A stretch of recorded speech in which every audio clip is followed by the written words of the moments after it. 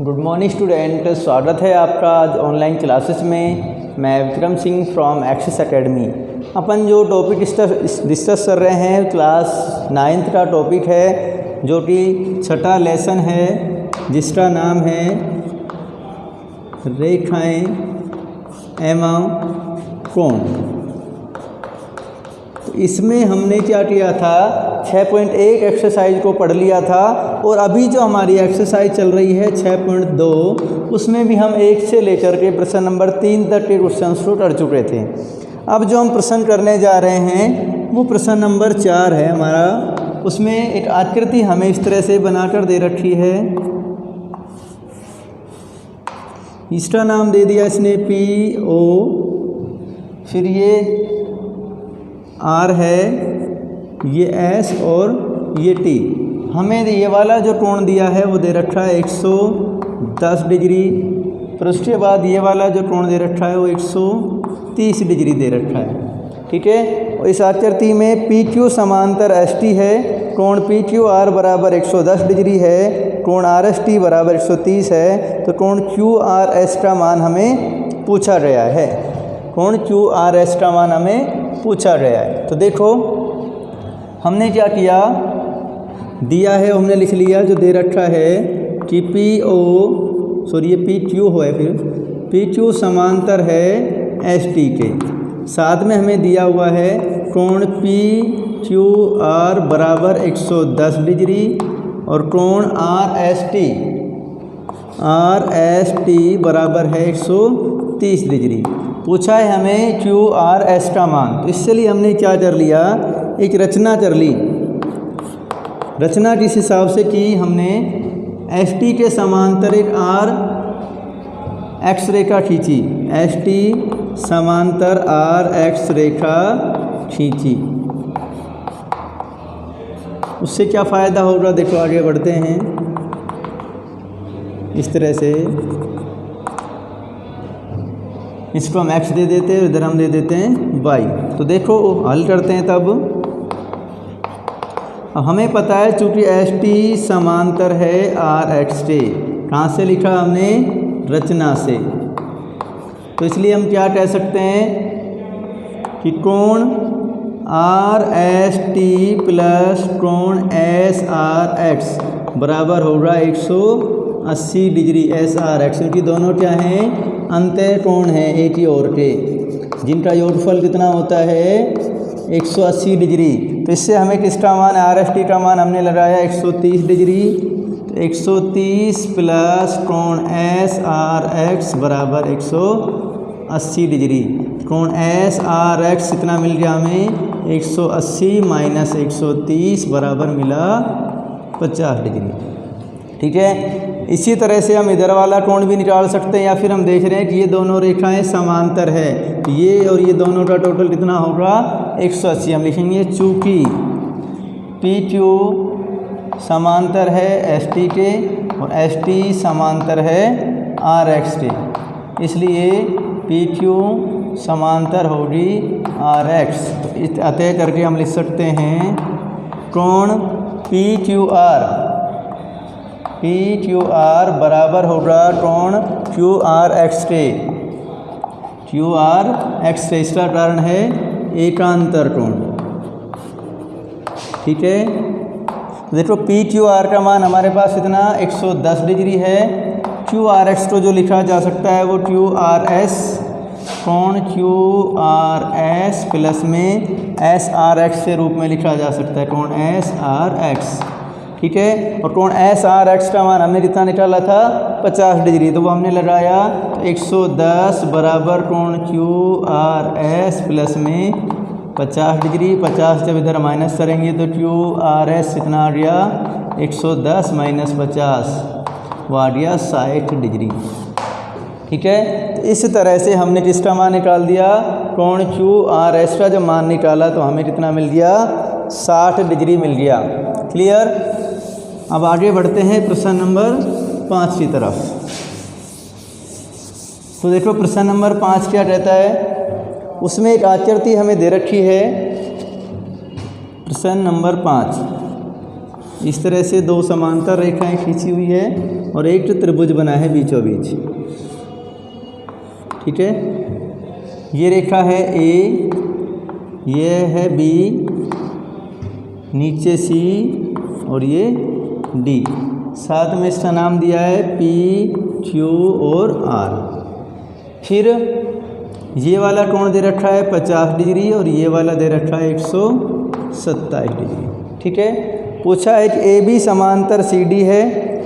आकृति में लिख लेते हैं ए बी समांतर सी डी। उसके बाद है कोण ए पी क्यू बराबर है 50 डिग्री। कोण पी आर डी बराबर है 127 डिग्री।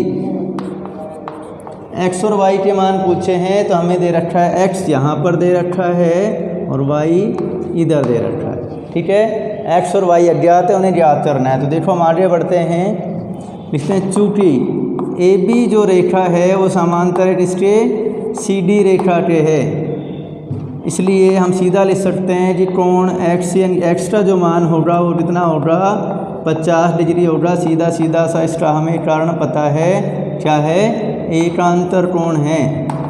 देखिए ये दोनों रेखाएं समांतर है, ये तिरछ रेखा काट रही है, तो ये जेड क्या करती है 50 और एक्स क्या है हमारे लिए एकांतर कोण। तो एक्स का मान हमें कितना मिल गया 50 मिल गया।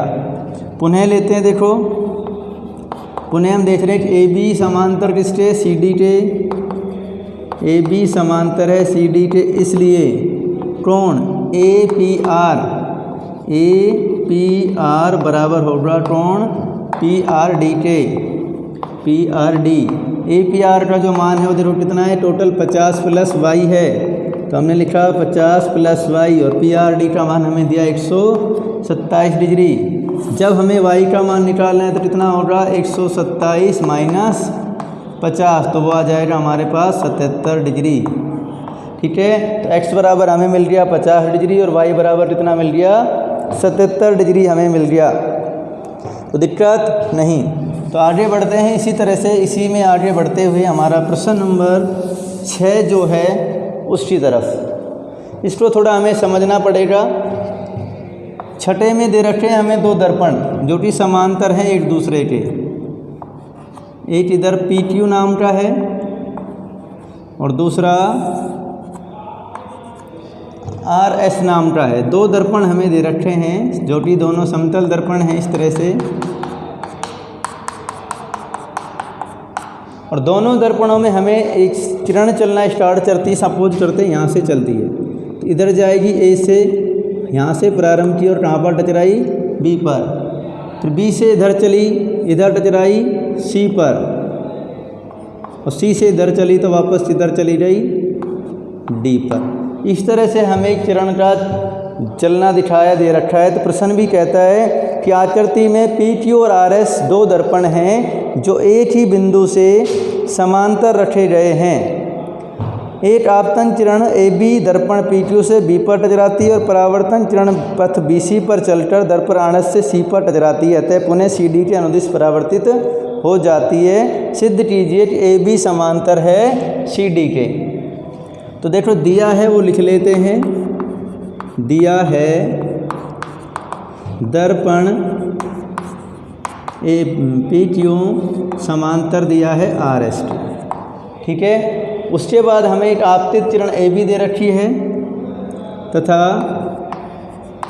आपतित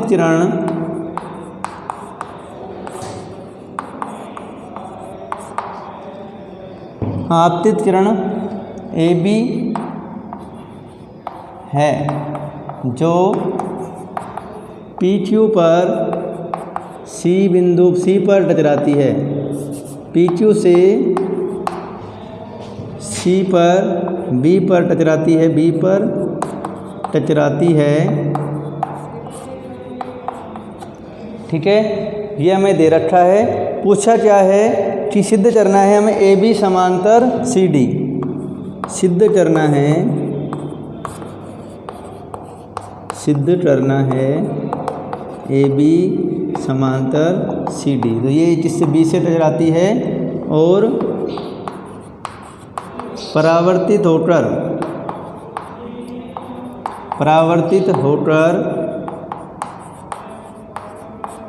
आर एस से सी पर टकराकर पुनः परावर्तित हो जाती है।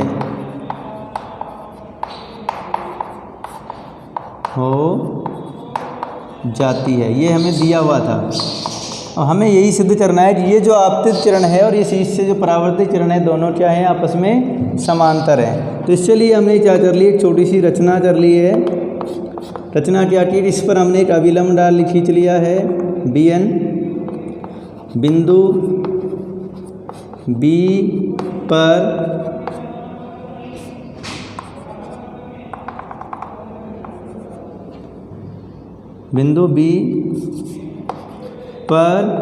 अभिलंब BM व C पर अभिलंब CN खींचा। ये हमारी रचना हो गई। ठीक है, अब हम करते हैं, देखो इसकी उपपत्ति मीन्स सिद्ध करते हैं। इसको सिद्ध कैसे करेंगे, जो हम जानते हैं वो इसके अंदर में लिखेंगे। देखो हमें पता है ये वाला कोण 1 और 2 नंबर डाल देते हैं, और ये वाला कोण 3 और ये वाला 4 डाल देते हैं। हमें पता है कि समतल दर्पण के लिए, समतल दर्पण के लिए हमने साइंस में पढ़ा है आपतन कोण बराबर होगा परावर्तन कोण। आपतन कोण किससे बराबर होता है, परावर्तन कोण के बराबर होता है, परावर्तन कोण। तो इसलिए हम यहाँ पर लिख सकते हैं, देखो कि कोण 1 किसके बराबर होगा, कोण 2 के। ये हमारी समीकरण 1 होगी, तथा कोण 3 बराबर किसके होगा, कोण 4 के। ये हमारी समीकरण 2 होगी। देखो अच्छे से, क्योंकि आपतन कोण है और यहाँ इससे लिए परावर्तन कोण, इस PQ दर्पण के लिए आपतन कोण 1 परावर्तन कोण 2 के बराबर होगा, इसलिए हमने लिखा है कि कोण 1 बराबर कोण 2। फिर इस RS दर्पण के लिए आपतन कोण 3 बराबर होगा परावर्तन कोण 4 के। ठीक है, यहाँ तक किसी को दिक्कत नहीं है। अब हम जानते हैं, देखो चूँकि BM समांतर होगा CN के, होगा क्योंकि दोनों लंबवत हैं। समांतर रेखाओं पर लंबवत रेखाएं कैसी होंगी, आपस में समांतर होगी। इसलिए हम कह सकते हैं कि कोण 2 बराबर होगा कोण 3 के। इसका कारण होगा एकांतर कोण, एकांतर कोण। बता होगा कि नहीं होगा। देखो ये वाली रेखाएं दोनों BM समांतर है CN के, तो ये वाला एक Z आकृति में 2 और 3 दोनों कैसे हैं, हमारे एकांतर कोण हैं। अब समीकरण 1 व 2 से, समीकरण 1 व 2 से हमें क्या पता चल रहा है कि टोटल 1 और जब 2 और 3 बराबर, तो 1 और 4 भी कैसे हैं, बराबर। तो हम क्या कह सकते हैं, कोण ABC बराबर किसके, BCD के। समीकरण 1 व 2 से हम कह सकते हैं कि कोण 1 बराबर कोण 2 बराबर कोण 3 बराबर कोण 4। अतः लिखा जा सकता है कोण ABC बराबर है कोण BCD के। लिख सकते हैं। देखो मैं फिर से लिख रहा हूँ, 1 और 2 बराबर थे, 3 और 4 बराबर थे। हमने सिद्ध किया 2 और 3 बराबर, इसका मतलब 1 2 3 4 सभी आपस में बराबर हैं। तो 2 का डबल कोण बन गया ABC और 3 का डबल कोण बन गया BCD, वो सभी बराबर हैं। तो अतः हम क्या कह सकते हैं, अतः AB रेखा समांतर किसके है, CD के। और हमें यही सिद्ध करना है, इति सिद्धम। क्योंकि जब एकांतर कोण बराबर होते हैं तो रेखाएं समांतर होती हैं। क्लियर। तो ये हमारी प्रश्नमाला 6.2 स्टार्ट हो जाती है। अगले वीडियो में हम आगे के टॉपिक्स को जानेंगे।